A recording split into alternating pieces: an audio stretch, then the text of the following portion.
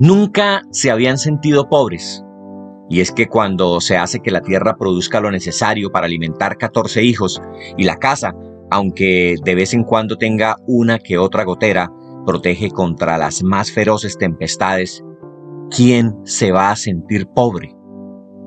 Las noches en Bucaramanga, para 1958, eran mucho más frías que ahora. Eso lo dejaba muy claro la nona María Mercedes Duarte Mota, cuando esculcaba en sus recuerdos para contarle a sus nietos lo que tuvo que vivir al convertirse en desplazada por la guerra bipartidista. Esa que la obligó a abandonar su pueblito, San Joaquín, en Santander. La sangre de su abuelo regó la tierra en la vereda, mientras el resto de la familia huía sin mirar atrás por temor a que la muerte también los alcanzara. Los primeros días durmieron en la calle, peor que los perros de la finca, porque las mascotas dormían en el corredor de la casa, protegidos de la lluvia, y la comida nunca les hacía falta. En cambio, ellos, al llegar a la ciudad, se encontraban con un parque como hogar y un cartón como cama. No eran los únicos desplazados. Ya otros, azotados por la misma violencia, habían fundado la invasión Rancho Papeles, más abajo de donde actualmente queda el barrio Girardot. Ahí, con latas, tablas y cartones, empezaron a levantar el rancho que les serviría de refugio. Con cada aguacero, la miseria se hacía más evidente. El piso se inundaba y si la tormenta era muy fuerte, el rancho se destruía por completo. Con 16 años, María Mercedes trabajaba en lo que le saliera. Lavar, planchar, barrer, trapear, en fin, cualquier oficio honesto y digno que permitiera llevar alimento a su madre y hermanos. En la pobreza, el amor florece y llena de esperanza hasta la barriga, haciendo que el vientre crezca. El ayudante de camión, con el que María decidió hacer rancho aparte, iba y venía mientras el embarazo avanzaba. Ambos trabajaban pensando en que un día pudieran vivir en una casa de verdad, de esas que brindan seguridad para que sus habitantes puedan dormir tranquilos. La última vez que al ayudante se le vio la cara, faltaba solo un mes para el nacimiento. Nunca volvió. Tuvieron que pasar muchos años para enterarse que lo había matado la guerrilla por robarle el camión. Con una boca por alimentar, había que ingeniarse la forma de conseguir más recursos. Así que muy temprano en la madrugada iba hasta la central de abastos para comprar frutas y verduras que pudiera vender en el barrio. Antes de poner el puesto de venta en una esquina, preparaba arepas y empanadas para vender puerta a puerta. En abastos, María no solo encontró productos para vender, sino también compañía. Nuevamente, tenía un hombre con quien vivir y construir una familia. Rancho Papeles cada vez era más grande. Los desplazados seguían llegando y lo que más abundaba era la miseria. De tener una hija, pasó a tener 5. 3 hombres y 2 mujeres. Había que alimentarlos y para lograrlo se usaba hasta los bloques de queso que botaban en el basurero que tenían de vecino. Se le quitaba la capa externa que estaba llena de moho para poder aprovechar el queso de la parte interior que estaba limpio y delicioso. Se pescaba en las quebradas aledañas y se cazaban palomas con cauchera. Cualquier alimento que otros consideraban desecho en la central de abastos era bien recibido por ellos. Si hay algo que tenía María, era berraquera y ganas de salir adelante. Para eso, necesitaba un hombre que ayudara y no que estorbara. Así que el padre de sus hijos tuvo que irse. Lo de él era el alcohol y la vagabundería. Lo de ella, trabajar para construir un mejor futuro. En los puestos de comida de la plaza de mercado en el centro de Bucaramanga, consiguió trabajo en las noches. Empezó lavando platos y atendiendo mesas, pero su habilidad y buena sazón cocinando fueron aprovechadas y pronto pasó a encargarse también de la cocina. Eran años en los que personajes perversos salían a recorrer las calles con la excusa de limpiarla de ladrones, prostitutas, travestis y drogadictos. Se rumoraba que algunos de estos pistoleros no podían conciliar el sueño sin haber antes cumplido su cuota de asesinatos. Era el mundo al revés. Matones autoproclamándose dueños de la moral. En más de una ocasión, María tuvo que escuchar los disparos y ver caer las víctimas en las concurridas y tenebrosas noches del centro de Bucaramanga. Sentía miedo, pero por encima de él estaba la necesidad de llevar comida a sus hijos.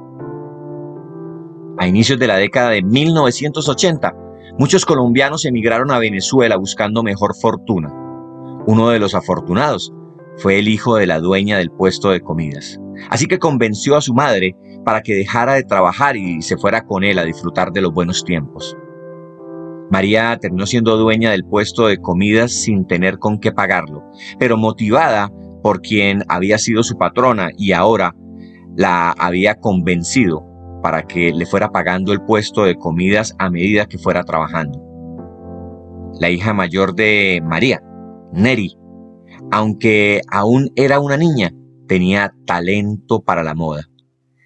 Y ya muchas vecinas la buscaban para que les diseñara y cosiera sus ropas a mano. En un curso del SENA, ese talento innato años después pudo convertirse en profesión. Gracias a esa habilidad, el puesto de comidas de María no solo resaltaba por su orden y aseo, sino por los delantales y gorros que quienes atendían siempre usaban. El carro de comidas se lijó y pintó con lo que le fiaron en la ferretería. De vender 10 gallinas en una noche, pasó a vender 40, y de llamarse María, pasó a ser conocida como Mechitas. El puesto definitivamente cada día era un mejor negocio. De esta forma, el rancho poco a poco se fue convirtiendo en casa y de dormir en esteras pasaron a descansar en camas. El trabajo rendía sus frutos. Había clientes habituales.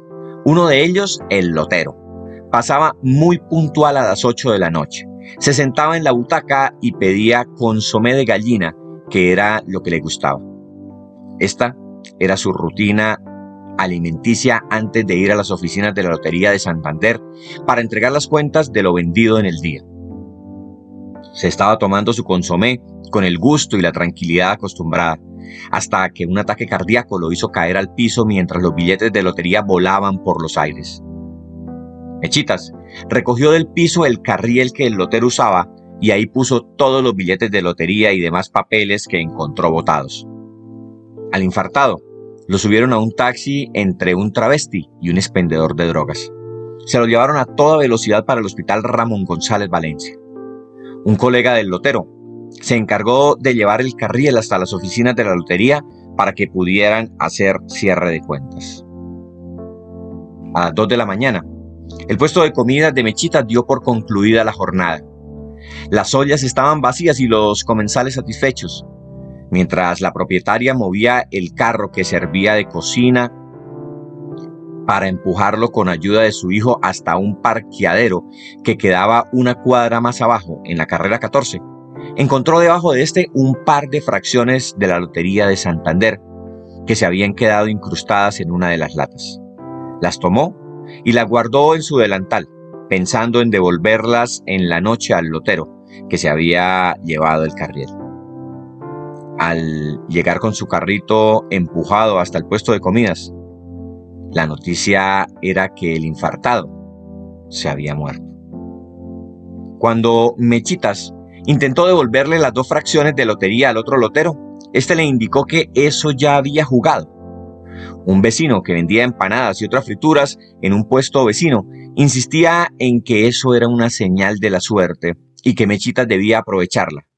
A ella lo que le preocupaba era que la acusaran de haberse robado esos 2 pedazos de lotería. Días después, el vecino llegó con un periódico, La Vanguardia, y al ver los resultados comprobaron que efectivamente Mechitas tenía el número ganador. Se había ganado la lotería sin tener que comprarla. La afortunada insistía en que podían llegar a encarcelarla por intentar cobrar una lotería que no le pertenecía. El vecino se ofreció a acompañarla para que pudiera cobrarla, pero Mechitas prefirió darle una de las 2 fracciones para que él intentara reclamar.